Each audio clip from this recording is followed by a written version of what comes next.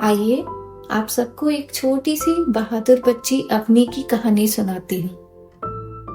अवनी, साहस और सपनों की कहानी।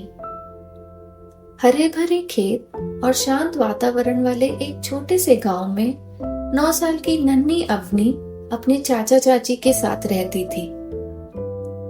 चाचा चाची के 2 बच्चे थे, 13 साल की नेहा और 10 साल के ऋषि।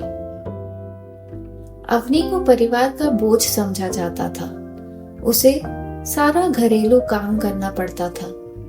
चाची उसे पर्याप्त खाना तक नहीं देती थी। उसे अक्सर बचा हुआ खाना खाना पड़ता था और कई बार वह भूखी ही सो जाती थी। अवनी अक्सर घर से भाग जाने का सपना देखती थी, लेकिन डर हमेशा उसे रोक देता था। उसका मासूम दिल आजादी चाहता था, लेकिन उसका छोटा सा शरीर अकेलापन और दुख का बोझ उठाए हुए था। एक दिन जब वह घर की सफाई कर रही थी, उसने गलती से एक कप गिरा दिया जो टूट गया। चाची जी गुस्से में आग बबूला हो गई और चिल्लाने लगी। उन्होंने उसे बहुत मारा। अपनी चोटों को सहलाते हुए अवनी ने फैसला किया कि अब वे और सहन नहीं कर सकती। उस रात जब सारा घर गहरी नींद में था, अवनी ने पूरी हिम्मत जुटाकर अपनी थोड़ी सी चीजें पैक की और रात के अंधेरे में घर छोड़ दिया। रेलवे स्टेशन पर अवनी डर और उम्मीद से भरी हुई थी। रेलवे स्टेशन की आवाजें और हलचल अवनी के लिए डरावनी और साथ ही रोमांचक थी। वह बिना किसी मंजिल के कांपते दिल से एक ट्रेन में चुपचाप चढ़ गई। उसके नन्हे मन में सवाल थे, क्या अब मुझे कोई और भी सताएगा? वह ट्रेन की एक कोने की सीट पर सहमी सहमी बैठ गई और अपने बैग को कसकर पकड़ लिया। उसे यह भी नहीं पता था कि यात्रा के लिए टिकट खरीदना जरूरी होता है।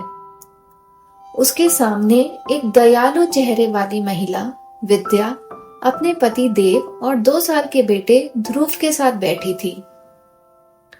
विद्या के माँ जैसे दिल ने अवनी की सूनी आंखों और कमजोर काया को पढ़ लिया। उन्होंने उसे एक हल्की मुस्कान के साथ खाना दिया। पहले तो अवनी झिझकी, लेकिन भूख ने उसकी हिचक को तोड़ दिया। ट्रेन की यात्रा के दौरान विद्या ने अवनी से धीरे धीरे बात की और उसकी कहानी सुनी। अवनी ने बताया कि उसने अपने चाचा जी के घर से भागने का फैसला किया था और उसके पास कहीं जाने की जगह नहीं थी। विद्या का दिल छोटी सी बच्ची की कहानी सुनकर पिघल गया। जब ट्रेन वडोदरा के अंतिम स्टेशन पर पहुंची तो विद्या अवनी को अकेला छोड़ने के लिए तैयार नहीं थी। उन्होंने अवनी को अपने घर ले जाने और उसकी मदद करने का फैसला किया। अगली सुबह विद्या ने अवनी से पूछा, क्या तुम पढ़ाई करना चाहती हो? अवनी की आंखों में एक ऐसी उम्मीद जगी जिसे उसने लगभग खो ही दिया था। उसने उत्साह से कहा, हाँ, चाहती हूँ। विद्या ने मुस्कुराते हुए कहा, तो फिर हमारे साथ रहो। हम तुम्हारा स्कूल में दाखिला कराएंगे और तुम हमारे परिवार का हिस्सा बन सकती हो। अवनी पहले झिझकी, लेकिन विद्या और देव की सच्चाई और गर्मजोशी ने उसका भरोसा जीत लिया। जल्द ही अवनी उनके परिवार का हिस्सा बन गई। उसने विद्या को माँ, देव को पापा और ध्रुव को अपना छोटा भाई कहना शुरू किया। पहली बार उसने प्यार और सुरक्षा का अनुभव किया। विद्या ने उसे एक स्थानीय स्कूल में दाखिला दिलाया और अवनी ने स्कूल जाना शुरू किया और पढ़ाई में बहुत अच्छा प्रदर्शन किया। खाली समय में वह विद्या के बुटीक में मदद करती थी और सिलाई के कौशल सीखती थी। सालों की मेहनत और विद्या देव के अटूट समर्थन ने अवनी को आगे बढ़ने की प्रेरणा दी। उसने भारतीय पुलिस सेवा आईपीएस की परीक्षा में बैठने का फैसला किया। उसकी मेहनत रंग लाई और उसने पहली कोशिश में ही परीक्षा पास कर ली। साक्षात्कार में भी उसने शानदार प्रदर्शन किया। जब उसे अमृतसर में पोस्टिंग मिली तो उसने अपने माता पिता से कहा कि वह उसके साथ चले।